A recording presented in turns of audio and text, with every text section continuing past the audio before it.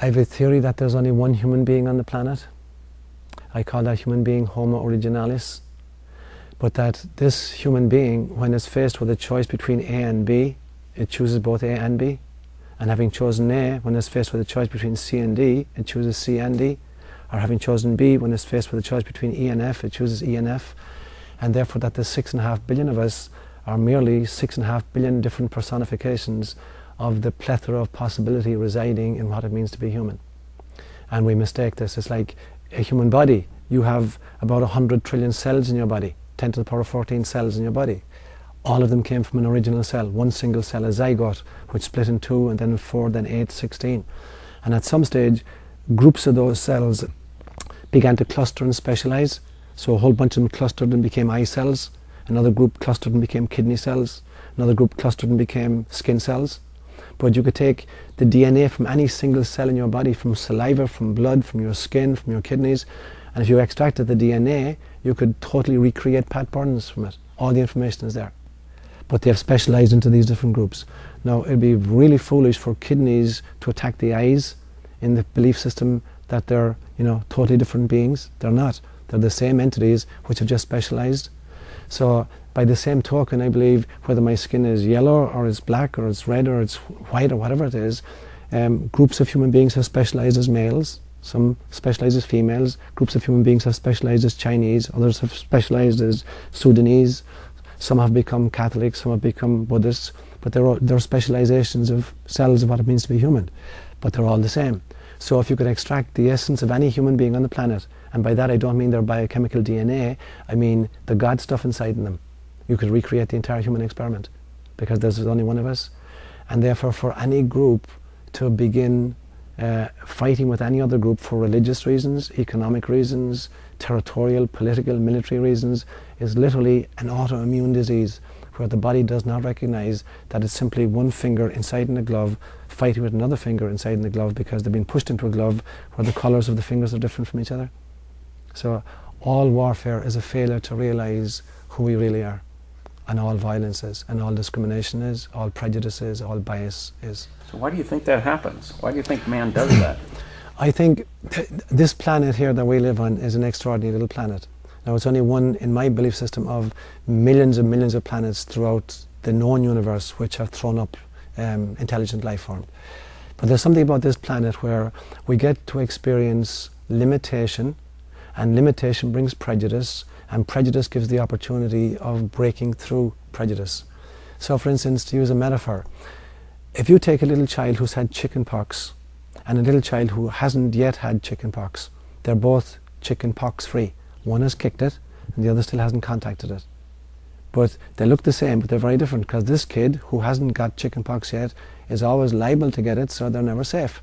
The other kid is not going to ever get it again.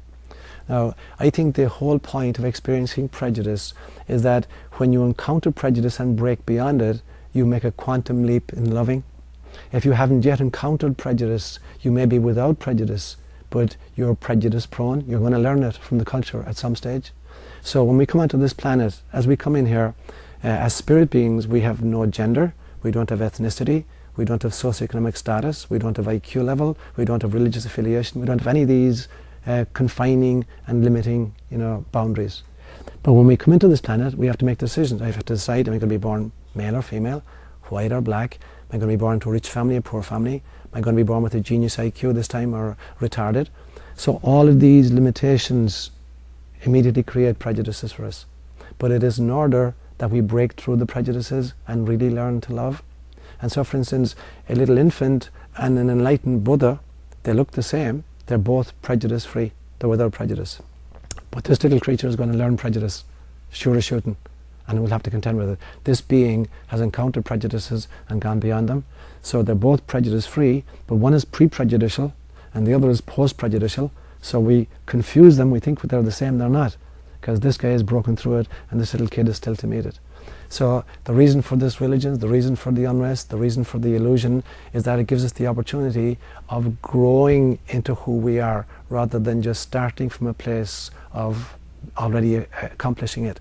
It's like the difference between, if you go to play a game of golf and you've been assured somehow that every shot you hit will result in a hole in one, No matter what you do, you can hit it backwards and somehow it'll roll into the hole.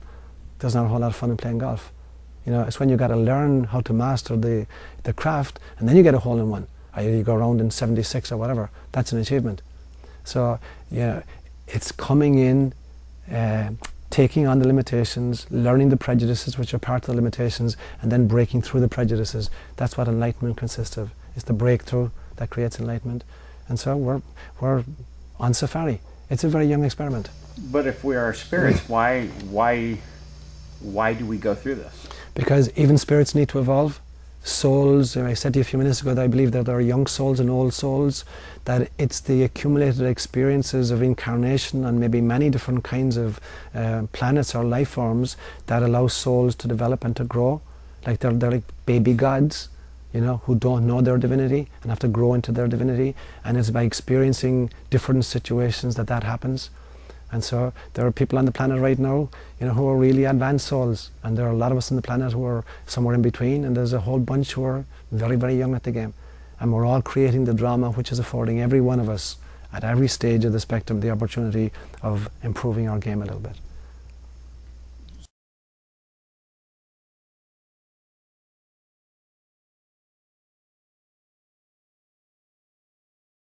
Some religions call this a place of test. Do you see it as a place of test? I see it as a place of test, not in the sense that there's a kind of there's a reward or punishment, that there's a God up there saying, okay, you know, you got to run the mile in, you know, 3 minutes 44 seconds in order to qualify. It's not about that. It's, I think we set ourselves life circumstances so that we become the kinds of beings we want to become, but there's no God up there assigning rewards or punishments to the process. And there's no God creating obstacles to kind of trip us up. I'm totally convinced that every single one of us, before we come in, we create what I call a preconception contract with a group of souls to create a world drama which affords every single soul 3 possibilities. The possibility for self-development, the possibility to help others develop themselves, and the possibility of raising the entire consciousness of the planet itself. And that's our function, a tripartite function. But that we pre-plan our drama. We come in with a cohort group of souls. We're going to safari with them through an entire lifetime. They will come into our lives no matter what we have to do to meet them. I don't believe in coincidence, and I don't believe in luck. I believe that we bring into our lives the people we've pre-contracted to be part of. And it's to set up a drama in which every player is the star. There are no superstars in this drama. Everybody is on stage 24 hours of the day. Everybody is the center of the drama, of their own drama. But we're, you know, assisting actors or supporting roles to the other people in the drama, so that every single one of us has the ideal, optimized opportunity to do what we've come to do and learn what we've come to learn.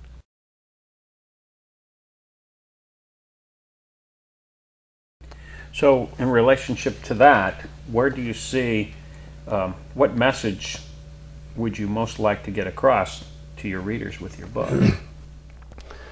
What I would like to get across is that what I've been trying to do in this book is to try to mine or harvest the great scriptural traditions of the world for their mystical core, so that we can go beyond the metaphorical language in which they're being articulated, or the kind of the cultural environment out of which they grew, or particularly the literalist, fundamentalist interpretations of what they mean. That's what's getting us in trouble. But when you go to the core of the Buddhist scriptures, or the Hindu scriptures, or the Hebrew scriptures, or the Christian scriptures, the Taoist scriptures, you're meeting the very same core mystical stuff. So for me, the task has been, and the kind of my passion has been, to try to mine these systems and find out what is the mystical core of all these things. Because when you get down to that place, there are no theological differences at all. There are no liturgical differences. There are no ethical differences. You're at bedrock. You're at the water table from which all the rivers of the world are sourced. How has your life as a Catholic priest affected this message, or how you're delivering it? I think I know that I'm a Catholic priest this time around. This is my mission. It's my family. I don't believe in the Catholic Church as an institution. I'm not interested in it at all as an institution. That's totally superfluous to the Catholic family, which is my birthright this time. I know I have been Hindu in past lives. I've been Jewish in past lives. For me, my purpose this time is to start with a home base of Catholicism, and from that place invite Catholics to experience, experiment, and survey the great mystical core of all the other traditions. My training as a priest in theology and scripture, my living as a priest in Africa for a long time, and living here in the States as a priest for a long time, it's given me the opportunity to take aboard what is really beautiful about Catholicism. There's a deep mystical core to Catholicism.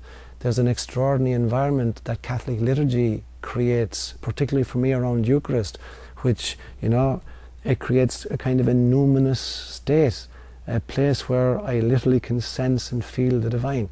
I think the Catholicism has an extraordinary ability to create great symbolism. I don't agree with a lot of Catholic dogma, but dogma for me is not that important. No teacher never asks us, no great teacher ever asks us to believe anything. They ask us to act with love, but not to believe in a whole bunch of dogma. Dogma is totally superficial to the process.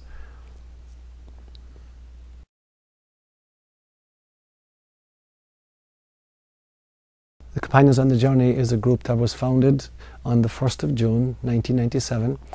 It was a group of mainly liberal Catholics, many of whom had been disillusioned with mainstream, organised, bureaucratic Catholicism, who were trying to create a community for themselves where they would have charge of their own liturgy, they would have charge of their own theological thinking, and they would have charge of their own community organisation. So what we've been doing, while it's basically a Catholic Eucharist, our theology is very eclectic. The community members come from Catholic, Protestant, Hindu, Buddhist, Muslim backgrounds, Jewish backgrounds, so there's a big mixture.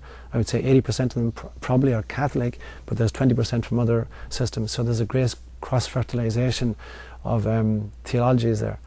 Our method of self-government is more a Quaker model. It's a consensus model. So there's nobody in charge of anything, which means everything bumbles along very slowly, but everybody's view is equally important. And when decisions have to be made, they're not made if there's anybody who feels differently. And we stay with the process as long as it takes until everybody can live with the decisions. So there's no hierarchy, there's no bureaucracy, there's nobody in charge. I just happen to be the spiritual director for the group, but I have no mandate whatsoever organisationally.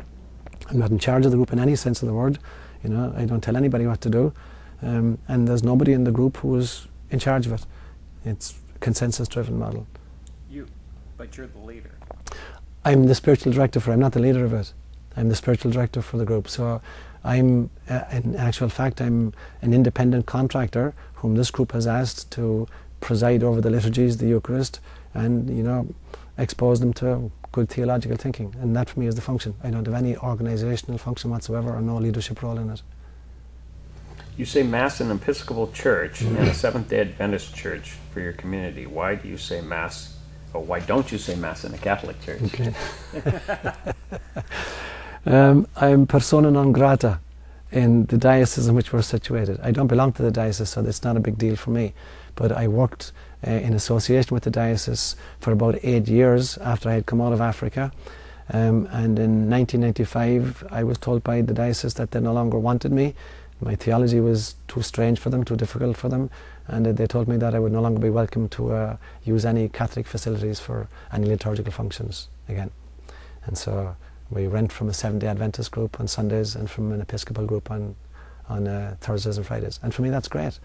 It means that this is, we're a pilgrim church. We don't have any real estate or any of the headaches that brings with us. And there's also the metaphor of being a pilgrim people who doesn't own a space, but is trying to create God energy in a few different locations. Kind of like Janis Joplin saying, freedom's just another word for nothing left to lose. I like it. Yeah, brilliant. Right? Yeah, right.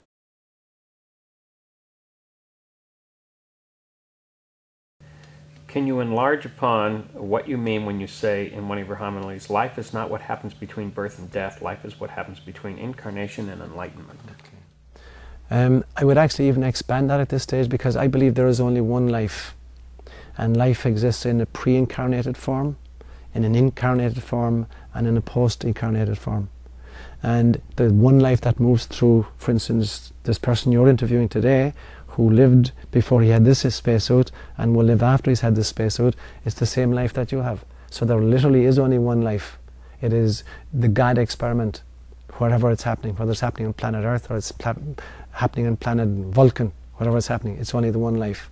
And in the case of a single soul, that one life, exists in three kind of in a cyclic stage, in a pre-incarnational stage, in an incarnational stage, and in a post-incarnational stage. So I want people to begin to think that it's not just birth to death doesn't represent life. It represents just a stage in the mission, a stage in the safari. But life has existed long before I was born, and long after I shuffle off this mortal coil. And so real life is the passion for mission. That's what I meant by that phrase, that real life is the passion for the mission. And that mission started the moment I said yes to conception. And that mission only ends when I reach enlightenment. And in fact, I think it may not even end then. There's a notion within Buddhism called the Bodhisattva. And the Bodhisattva is the enlightened being who's worked off, their own personal karma, don't need to come back at all for their own continued evolution, but who choose to come back until every sentient being is saved. And so I think, in fact, that while mission may begin at conception and end at enlightenment, in actual fact it goes beyond enlightenment. It goes on until every being has reached enlightenment. So it's not just between individual conception and individual enlightenment, it's between individual conception and enlightenment for everybody. Nobody finishes this race until everybody finishes this race. I remember hearing a story a few years ago about a Special Olympics, and the Special Olympics is going to be held in Ireland this year in a few weeks' time. A Special Olympics event for kids. It was like 100-yard dash, although dash was a kind of a euphemism for what happened. And there's 20 or 30 kids of all ages, from 15-year-olds to 30-year-olds. Most of them are Down syndrome children. And the gun goes off and they all stumble forward to run up the course. And one little fella falls and starts crying, and he's looking at his shin, and his shin is bruised. And the whole group turns around and they look back at their fallen fellow, and they stop the race, and they all go back and pick up this little kid, and they link arms and they walk up the entire track and go over the line together. And the entire stadium stood up and just gave him a standing ovation. Now, I think that's what life is about. Life is about all sentient beings crossing the finishing line together. So I don't believe in such a thing as individual salvation. Nobody gets to heaven until everybody gets to heaven. So the old Christian notion that part of the joy of heaven was that we got ringside seats looking down at the agonies of the damned, that for me is the worst contortion of the teaching of Christ. Nobody gets there until we all get there. So if there is these multiple lives, how come we can't see our past life? There are many, many ways of seeing a past life. I mean, how much of your first 6 months on planet Earth do you remember right now? Almost none of it, probably none of it. And some of the most important things that ever happened to you happened during that first 6 months period. So the fact that we don't have conscious access to experiences doesn't mean that these experiences haven't largely formed where we are. So even if I were to say to you, what were you doing on the 1st of July 1979? You probably couldn't tell me. We don't have conscious access to most of our life experiences. My personal digital. Check it out, brother. Check it out. But all these things form us. They fashion us. They're the reason we are who we are. Every thought, every word, every action we've ever performed, every experience we've ever had has been part of the formation of the personality that we now reside in. So there's 99.9999% of our life experiences is consciously unavailable, to conscious access, but it forms us. So that's the first thing I would say. So all the information from past lives, in fact, has informed us and is part of the reason we are who we are. So in that sense, we have unconscious access to it constantly. Now, I also think that it's like with computers, subsequent generations of computers have hardwired into them what previous generations of computers needed by way of software. So subsequent generations build upon the learnings, and we incorporate that into the hardwiring of the new systems. So I think in subsequent lifetimes we have hardwired into us all the learnings of the previous times. So the fact that we don't have conscious access to much of this information doesn't mean that this information isn't profoundly affecting who we are and how we're responding to stuff. Is humanity getting better? I believe so. I really believe so. And the measure of it is the extent of the crisis we face. as I look at human history, in some senses, the only difference between the violence we're experiencing now and the cavemen experience was that it's much more difficult to do international damage, with a cudgel than it is with an intercontinental ballistic missile. But the anger is the same, or the selfishness is the same, or the fear is the same. So at one level, we're being driven by the same kinds of fears and the same kinds of anger, except that now it's being wedded to a much more lethal technology. But at the same time, the level of consciousness that's been happening on this planet is extraordinary. When you look at, human rights, women's rights, even recognition of animals' rights, all these realizations, they're very, very recent in our history. The humans themselves were maybe 1.3 million years old as an experiment on a planet that's 4.5 billion years old, in a universe that's 13 billion years old. But even within the human experiment, it's only for the last 2,500 years, literally, the last second before midnight, that the great avatars have been coming among us. The Buddha figures, the Lao Tzu figures, the Jesus Christ figures, the Socratic figures, only the last 2,500 years. So the great, great teachers have only begun to come very recently. So we're very young at this experiment. But even in that period of time, we've made extraordinary progress. And the fact that we're facing an extraordinary crisis at this stage, for me, is evidence. Because as I look at evolutionary history, even on the planet itself, there's never a significant shift in functionality which is not precipitated by some kind of a global crisis. This happens in evolutionary biology all the time. I see it as a psychologist when I'm working with couples or individuals. Nobody makes a significant shift in their level of functioning unless it's occasioned by some kind of a personal crisis. And we're facing a planetary crisis simply because we're being invited as a planet, not only the human species, but the consciousness, the sheath of consciousness surrounding the planet itself is being called to the next evolutionary shift, from mind to soul. We've gone from stuff, just being physical stuff, which we study through physics, to being a life form studied by biology, to being intelligent beings studied by psychology, and the next part of the shift is being souls, which is studied by theology, and finally spirits, which is studied by mysticism. So we're on the brink of the next two phases as a planet, and that's why the crisis is happening. Otherwise we wouldn't be making the shift.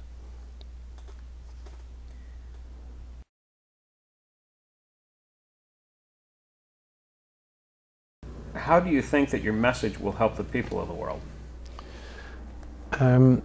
I would hope that, I think a teacher's function, as I said before, is not to tell people stuff they don't know, it's to awaken them so they remember stuff they know at the core of themselves. My hope is that if enough voices are articulating truths that people know at the core of themselves, if enough people are doing it and are networking, that eventually a critical mass will be reached. And a critical mass may be less than 10%. You don't need a majority in order to make a huge shift in thinking. You need a significant minority is enough, often less than 10%. So if there are enough teachers on the planet, helping to wake people up to the realization of what they know really deeply, and those teachers are networking, those groups are networking, there's going to be an extraordinary shift in consciousness. And I'm adding my 2 cents to that process.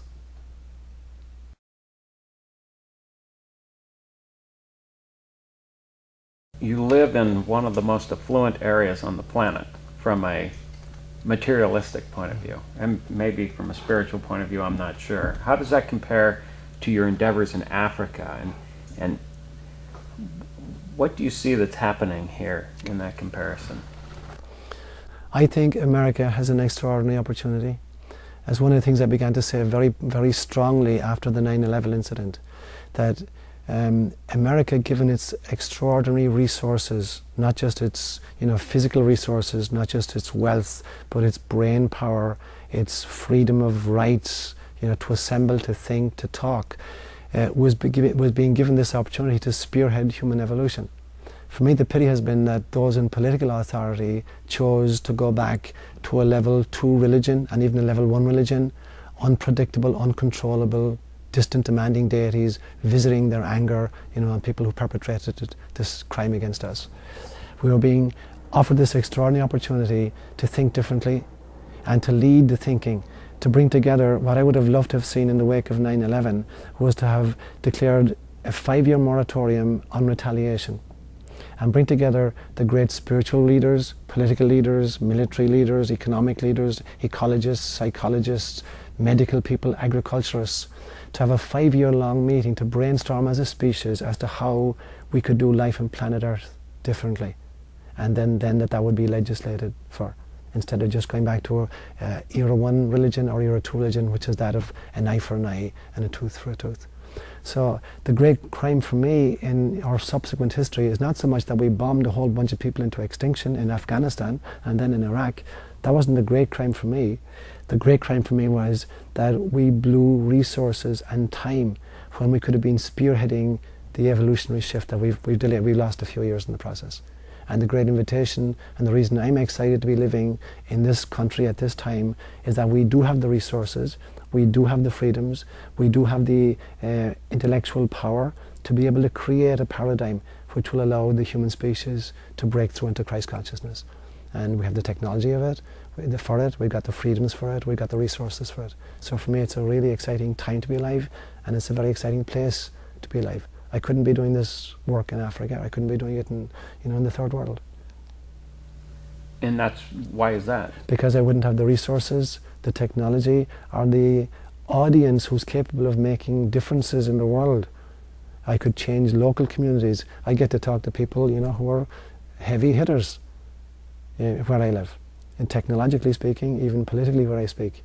I've had, people from the American government over the years, George Shultz in the audience at one stage, when I could talk to people at that level and introduce spiritual thinking, there's a possibility that that can translate itself into American political, domestic and foreign policies. When I'm in a village in Africa, I'm dealing with the local community, helping to provide water and food, and I'm changing the local environment, hopefully for the better, but it's never going to make a huge impression on what's happening at a global scene. Here, I can be a factor in that. So when there are catastrophes like you were talking about, or dangerous situations that we go out of control, we tend to swing back. Are those, where do you see the best change opportunity, on the swing back or as we're going off into an aberrated direction? I think as we go off in an aberrated direction, even the ones among us who are asleep begin to realize that things are getting so bad so quickly that instead of letting it up to the leaders to make decisions for us, we have to figure out if the leaders aren't doing it and seemingly can't do it, then we need to rouse ourselves and organize ourselves. So in this the aberrant swing for me is a wake-up call. And so part of me thinks it's like there's a brinkmanship happening here. And I felt, before we, for instance, went into Iraq, I had the feeling that if the peace movement succeeded too quickly, it would prove its own undoing, because we'd just all go back to sleep. If, the war happened and devastation happened, we'd gone too far and lives were going to be lost. So the ideal would have been some kind of a brinkmanship where it would get serious enough for enough people to wake up that they would remain awake forever, but that it wouldn't have to translate into, the death of a lot of innocent people. We transgressed that boundary somehow. But my hope is that, because things are getting so bad, more and more people are going to wake up, and they'll wake up sufficiently to stay awake and not just wake up until the crisis is over and then go back to business as usual.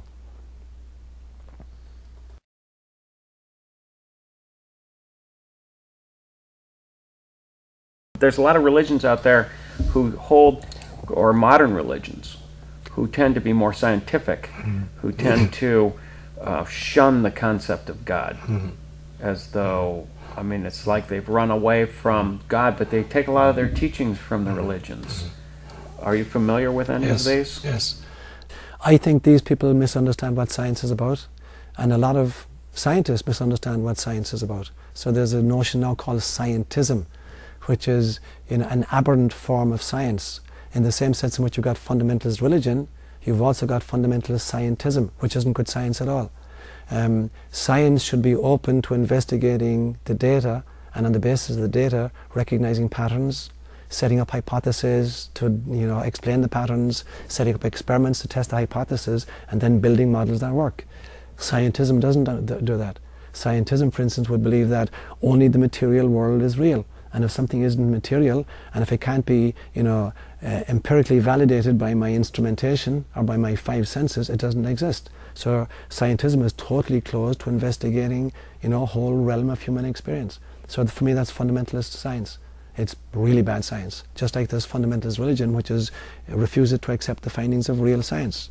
So in the past, the fight has been between fundamentalist religion and scientism. The wedding needs to happen between a mystical religion and good science. And when you bring those two together, extraordinary things happen. I did for my doctoral dissertation, I did a study, an experimental study with 496 people on the effects of intercessory prayer at a distance on self-esteem, anxiety and depression levels in a population in this area. And there was an area where I'm trying to bring together the best of real science, random controlled, double-blinded experiments with an esoteric phenomenon of intercessory prayer. You can do that. When you bring good science together with mystical thinking, then you got an extraordinary synthesis. When you bring fundamentalist religion together with scientism, then you get just an extraordinary fight with each group accusing the other of being blinded and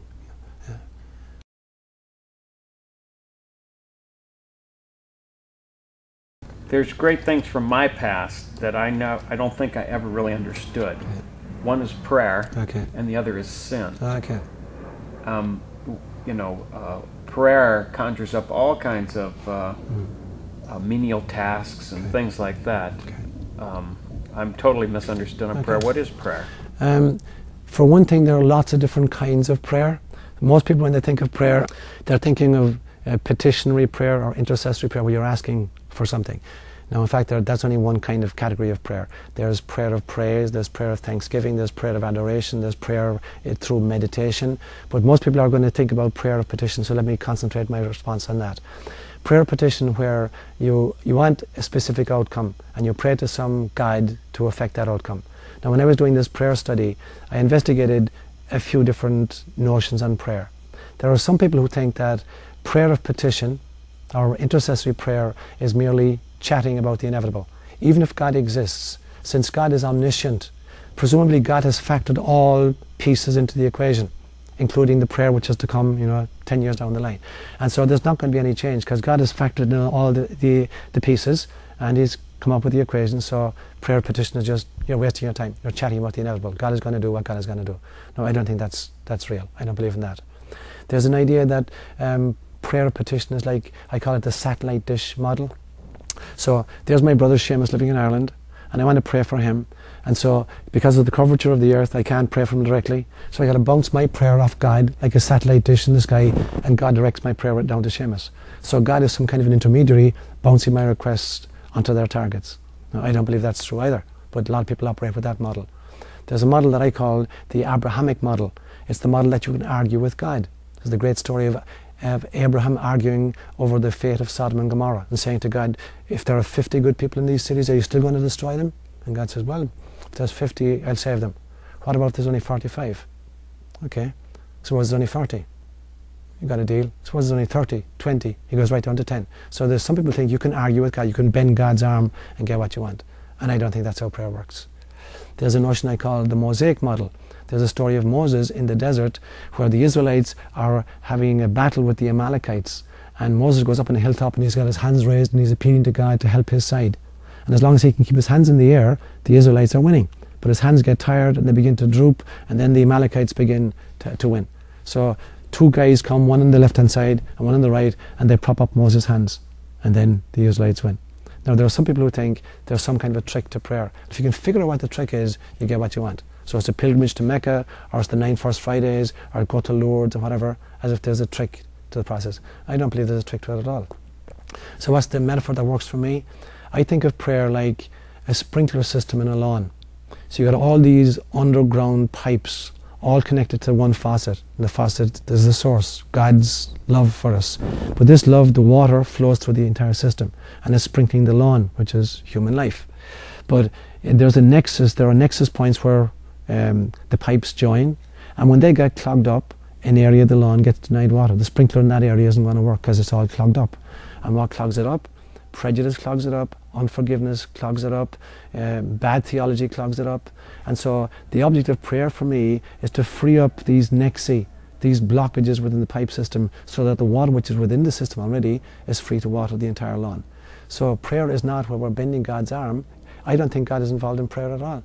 I don't think prayer is about asking God to make any change in outcome. I think prayer is about human beings freeing the blockages in the water system so that people can benefit from our compassion. And so prayer is not about, I don't think prayer involves God at all. It's not asking God to intervene at all. It's human beings. I call it laserized intentionality, where our consciousness, our mindfulness, and our prayerfulness allows the blockages within the system to be dissolved so the water can flow freely to its targets. And I don't believe that prayer involves God at all. We're not kind of, appealing to a transcendent entity to intervene in human affairs and change an outcome. But since we're all built in God's image and likeness, in fact, we are praying to God. We're trying to access inner divinity. Except for most of it is really difficult to do that. So we create symbols outside of ourselves in order to try to focus what's within. But most of us, we project this image outside in order to focus, and then we think the action is out there. It's like when you're watching a movie. If you project, a movie onto a 40-foot by 40-foot screen, and then you think that John Wayne is actually riding across the stage up there from left to right, and you take out your gun and start shooting at him, as we used to do with kids. We'd be throwing stones at the screen, where in fact the action is happening up in the projection box. It's all up there. But it's very hard to see a movie up there. If you're looking at, inch by inch celluloid frames, is a real boring way to watch a movie. So by projecting it onto a screen, we get the illusion of change and of time and of speed and of size. It allows us to see very clearly up there what's back up here. But if we think it's happening up there, we're deluding ourselves. So when we pray to God, it's to help us to focus on an image of something that's within ourselves. But if we think it's outside and we're praying to an entity who's going to intervene from the outside, we get it wrong. So it's an aid to self-realization, it's an aid to becoming fully aware, it's an aid to laserizing my intentionality, but it's been driven from the God within me. And my target is the God within you, or the God within whomsoever I'm praying for. So when you tie that to sin, yeah, it's almost defeating to your ability to project out. Precisely. So my definition of sin is, I do not believe that sin is the transgression of precept. I do not believe that sin is breaking a law. It's only tangentially related to that. Essentially, sin for me is the conscious, deliberate decision not to grow. I'm faced with an opportunity in which I can act out of my divinity, in which I can radiate love and compassion in a situation, and I choose instead to identify with my ego or my persona, and therefore I choose not to grow. And that's what sin is. It then frequently involves, breaking a precept or transgressing some kind of a law, but that's tangential to the process. That's only the effect or the symptom or the epiphenomenon. It's not the core or the essence at all. What about like stifling? Do some people get stifled in life because they don't know which way to turn, because they've been hit by too many things? I think many people are overawed by law and by convention, by culture, by upbringing, and they're not, I wouldn't say not just not thinking for themselves, but not contacting their own soul wisdom, because there's a place beyond mindset, and that's soul set. There's a wisdom far deeper than our thoughts, and that's our spiritual knowing. But most of us have been taught to distrust that. We've been told to follow dogmas, to listen to teachings, believe in a whole bunch of stuff, and totally disregard intuition and native wisdom. When I watch little kids, from the time they're born on, they're absorbing the phenomenological world. They're drinking in all of this extraordinary, awesome experience, and they ask great questions. But at age 5 and 6, we send them off to school, we ignore their wisdom, and we fill them up with data and information. Now, data and information, they just allow us to manipulate the external world, but they don't bring us in alignment with our truth. That's what wisdom does, that's what soul does. And kids instinctively know that until the education system, makes them distrust that. And then religion picks up on education and continues it into our adulthood. It continues to tell us to distrust our intuition, our wisdom, our soul sense, and to listen instead to revealed dogma and to the church belief system and a whole bunch of ethical norm. When we talked about living in this society and having the tools to do it, I remember in 1974 I had a chance to go to the Soviet Union, and I sat in a circus, and and we're drinking beer and having fun with all the Russians, and they knew we were Americans, and we had a great time. And then out came the propagandists, and they made fun of the Americans and the Germans, and everybody in the circus just went dead quiet, and they sat like robots. And it was very amazing because nobody was having fun with us anymore. And the moment they stopped, everybody went back to having fun, and nobody said a word. And I realized at that time it was very interesting that in the Soviet Union, well, we think of them as being suppressed, and that they don't get the truth. That they had a better idea of truth than we did, because everything they heard from the source they knew was going to be wrong. And they were very well informed, and they had a very good idea of where the truth was. Whereas, figured in this country, was one of the reasons why I went into this business, but I'm the effect of it too now. The people here really have a much less sense of where the truth is because of our overwhelming freedom, and that anybody can say anything they want. It's a great point, Pat. I agree fully with you. It's a much more subtle form of propaganda. Yeah, and I think the result has been that, when I think of having lived in Ireland for the first 26 years of my life, and in East Africa for the next 14, and here now for about 17 years, that this culture has an extraordinary ability at self-deception. That because life is so good and we have so many freedoms, that we believe our own lies much more readily than the Soviets, as you said, believed there. They knew it was propaganda, and they tuned it out and then went back to business as usual. We've taken it aboard because it's been far more subtle, and therefore the damage has been much more devious because we can't recognize it, and therefore we're not, it's hard for us to do something about it. Yeah, I agree with you. This is a very materialistic place in the world. How do you see that affecting our spirituality here? I think it is a very materialistic place in the world, and at the same time, I don't know of any people, segments of the population particularly, who are more aware of, interested in, and involved in rights and, equalizing opportunities for the world's population. In many places in the world, people are so involved in just the daily grind and survival issues that they don't have the resources or the time to spend on thinking a bigger picture. At least there's a subgroup within this culture who are well enough off to have the leisure time and have the training and the expertise and the resources to begin making a change. I think there's some extraordinary people in this area. Really extraordinary. In spite of the fact that they're often well-to-do, they're using their material wealth, as resources to try to make changes globally, and that's part of the excitement. There's a lot of people here across who are just trying to get richer and richer, and on the backs of many people getting poorer and poorer.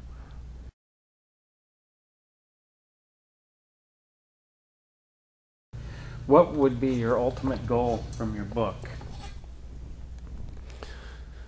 I would love to think that I could be part of a networking group who are waking up people to the realization that this is a game, and we're playing the wrong game. Some of us think the game is prestige, some of us think the game is politics, some of us think the game is wealth, and none of these things are the game. The game is to see, can we remember? The game is to see, can we wipe out the amnesia for who we really are? And the game is to see, can we cause to evolve on planet Earth a species capable of recognizing its own divinity? And I would love to be part of that movement, to wake up enough people so that this movement result in a consciousness shift for the whole planet, and that it would affect then everything we do, from our politics to our agriculture. Do you believe in evil? I do, in the sense that there's a shadow part of every single one of us. Now, Carl Jung defined the shadow. He said the shadow is 80% gold. Unlike Freud, who believed that, in some senses, the unconscious was the repository for all, the suppressed traumata of our lives. I don't believe that's true. I believe that's only part of the truth. There's maybe 20% of the shadow of the unconscious, which is filled with, the darkness of the trauma of my experience in life. The other 80% is unrealized potential. If I'd been born in a different family, maybe I would be encouraged to be a musician, which I'm not. If I'd been born in a different family, maybe I'd been encouraged to be, an ice skater, which I'm not. The family I was born in was interested in academics, so I kind of majored in that. So there's all these parts of us which never get developed because of the particular family we're born into, or the culture we're part of. So what is evil? Evil then, I think, is unrealized potential and the frustration that comes out of that, and the failure to deal with our own egocentricity. And if I don't deal with my own egocentricity, I'm going to have to project it onto somebody else, some other person, or some other segment of community. Now, I think we do this as individuals, and we do this as communities, and we do it as cultures, and we even do it as a global community. And so there's a whole bunch of constellated, unacknowledged shadow material which the entire species, has dissociated from, and that's polluting the consciousness sheath around the entire planet. And it's almost, I had a vision a few months ago in which I saw the universe as a pregnant woman, and she was hugely pregnant, and I was watching a silhouette, and she was pregnant with planet Earth. And I could see the expectant mother. Sometimes she looked vibrant and healthy, and sometimes she looked really wan and listless. And I came to the realization that instead of there being a single umbilical cord connecting the planet to the universe, there were 6 billion umbilical cords, and there was liquid passing through these cords. And I noticed that the quality of the liquid influenced the health of the mother. And I came to the realization that every human being on the planet is connected to this consciousness sheath around the planet. And we're being sustained by it, and we're also feeding stuff back into it. Because the umbilical cord does two type functions. It feeds the baby, where the mother sends nutrients in, and the baby eliminates through the umbilical cord back into the mother, and she gets rid of the waste matter on behalf of the child. So if our thoughts, or our words, or our actions are violent, then we're sending all of this toxic material back into the womb and back into the membrane, which should be feeding us, but we're polluting it and poisoning it, and so it's unable to sustain us anymore. And therefore, evil for me is that unresolved stuff, which is then the energy which influences selfish decisions that individuals make, communities make, nations make, and the global community makes. So when we become conscious of that, then we need to do 3 things. I need to watch the quality of what I think, I need to watch the quality of what I say, and I need to watch the quality of what I do. And to make sure that I'm not putting violence out there, I'm not putting judgment out there, I'm putting compassion out there. And then as this membrane receives more and more compassion from inside, it becomes more and more capable of nurturing us, and then the evil dissipates. But until we realize that as individuals, as communities, as nations, we keep just projecting our stuff onto others and then punishing them.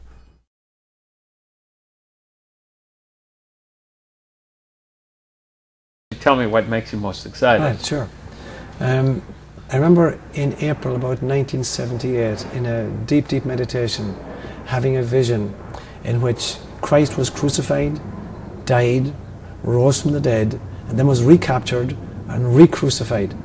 And then a whole group came out the second Sunday to watch him rise from the dead as a spectacle, and it never happened until the whole crowd went away.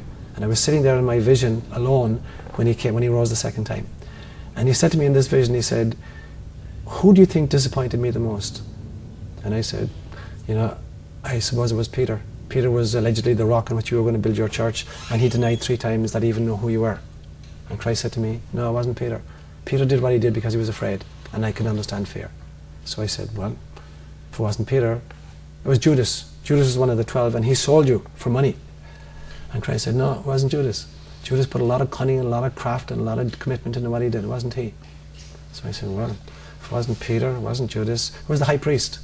The high priest was, he was the scripture scholar, he was the leader of the spiritual movement. He should have recognized the Messiah when he came, and instead of that he crucified you." And Christ says, "It wasn't even he. He stuck to his guns. And when I rose from the dead the first time, he crucified me again.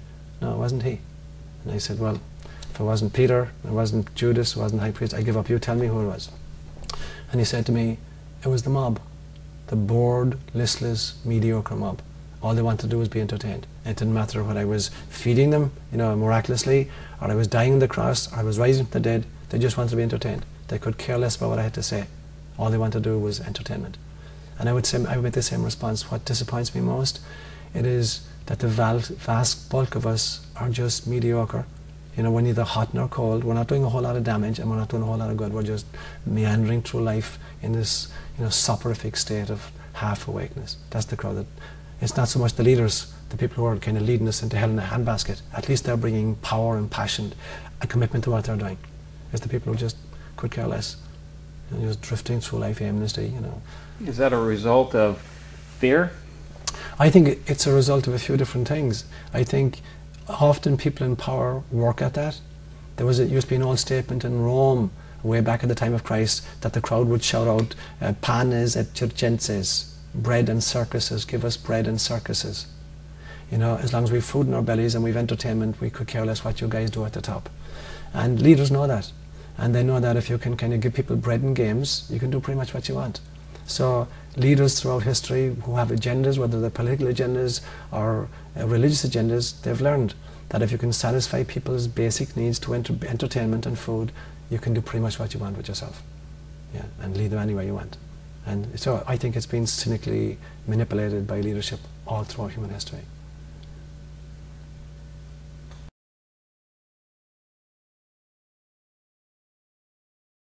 Somebody said to me one time, can God forgive everything? And I said, no, God can't forgive anything. God is the only person in the universe, to use an anthropomorphic term, who can't forgive and who doesn't forgive.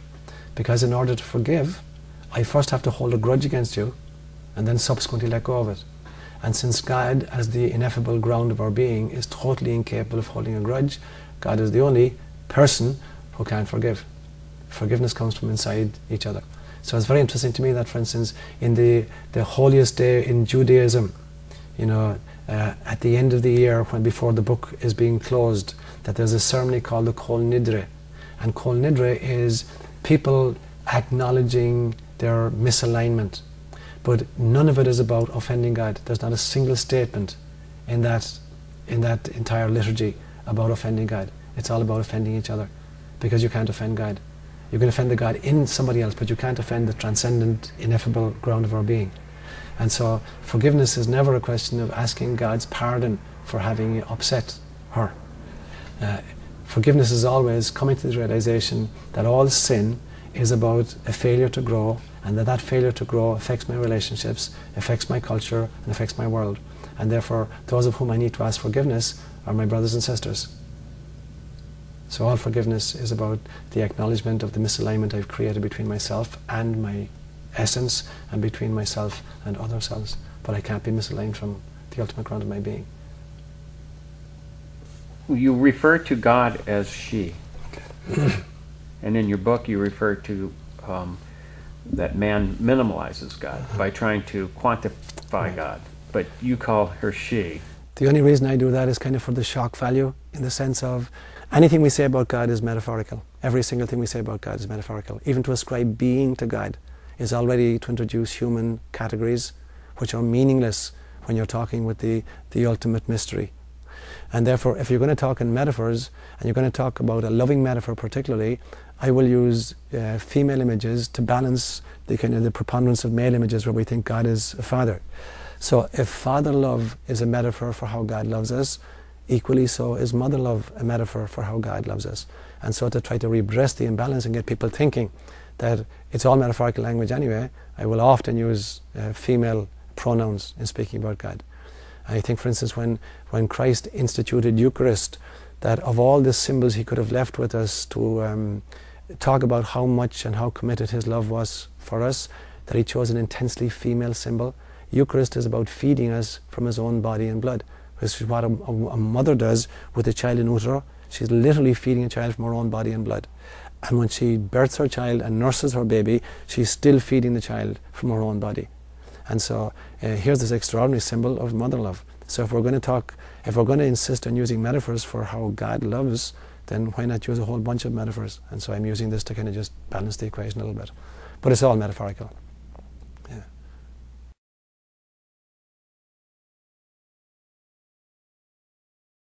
So for me, this is one of the saddest things about being a priest in the Catholic system, that for me, Eucharist was probably the most single healing thing Christ ever did in his life. Much more healing than the people he raised from the dead, much more healing than the cripples he raised or the blind to whom he gave sight, because Eucharist was the end of exclusivity. It was Christ inviting in everybody from the highways and the byways, men, women and children, into this banquet of God, God's table. So it was the end of exclusivity and elitism. And to be told as a Catholic priest that I have to exclude from that banquet people who are divorced and remarried, or gay people, or people who are not Christian, this for me is totally meaningless. It is totally meaningless. That the essence of Eucharist is its inclusivity. That every single one of us is equally beloved of God, and we're all called to this banquet table. And if Eucharist is a symbol of the love that God has for us, and the fact that we're all equally beloved of God, one of the things we do at our community, on every Sunday we tell people, everybody here today is welcome to receive communion with us, because every single one of us is equally beloved of God, and this is symbolic of how God feeds us. So it's really upsetting to me to think that the single greatest teaching about inclusivity has become the criterion for exclusivity in Catholic teaching.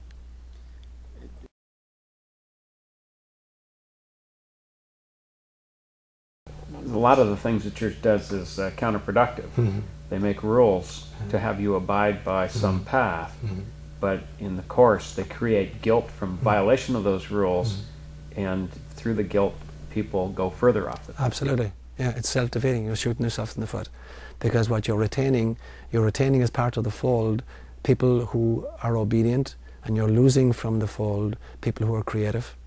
The ones who could really bring the system forward into its mystical core are the ones who are being forced out of the system, and the ones who are just concentrating on the roots, and maintaining the status quo are the ones that are being retained. And we've done that as churches throughout history. We've lost our greatest creative thinkers, we've lost our greatest mystics, we've often inquisited them and killed them, in order to retain the superficiality of belief system.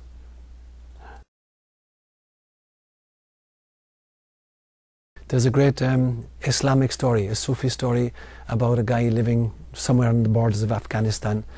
And every week he'd load up his donkeys and take them across the border. And every week the soldiers at the border would stop him because they were convinced he was smuggling stuff.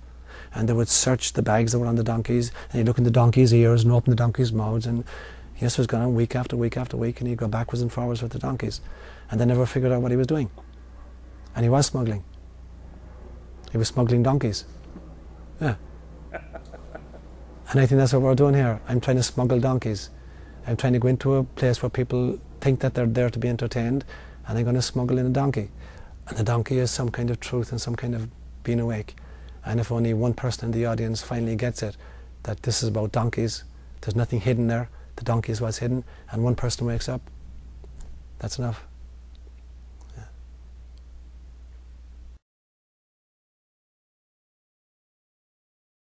So I think there are two huge differences between somebody who's passionate in a cause and somebody who's fanatical about a cause. And the first difference is a sense of humour. Fanatics have no sense of humour. They can never laugh about their stuff. Somebody who's passionate about it can. And the second big difference is a sense of time. I think if somebody is passionate about God's work, then it has to be God's timeline. And if I insist on imposing my timeline on the process, then it's my stuff, it's my agenda, and it's my ego. It's not God anymore. And so allowing it to happen at its own pace, doing my damnedest, but then letting it happen at its own pace, and viewing both my efforts and the results with a sense of humour. Yeah, we have to laugh at ourselves. And the Catholic Church doesn't laugh at itself very well, does it? Nope. Organizations have a terrible sense of humour. Can you put that in a sentence? Now I'm putting words in your mouth. Yeah. I remember one time the Dalai Lama was out here visiting, and he came to St. Patrick's College in Menlo Park, and he was being led in by the then Archbishop of San Francisco. And as he was coming in, he's smiling. The guy smiles all the time. And I heard somebody who was present there, where the Archbishop was deadly serious, was processing in with all solemnity, escorting his guest, and this guy is beaming from ear to ear. And the comment I heard from somebody who was present was, as the Archbishop came in, the impression you got was, I am an important person. And the impression you got from the Dalai Lama was, you are important people. So he was laughing and smiling in awe at his audience, and the other guy was totally self-engrossed at his own importance. And that sums it up for me. If I can't laugh at myself and be in awe of others, rather than be in awe of myself, and despise others, I have no idea what spirituality is about.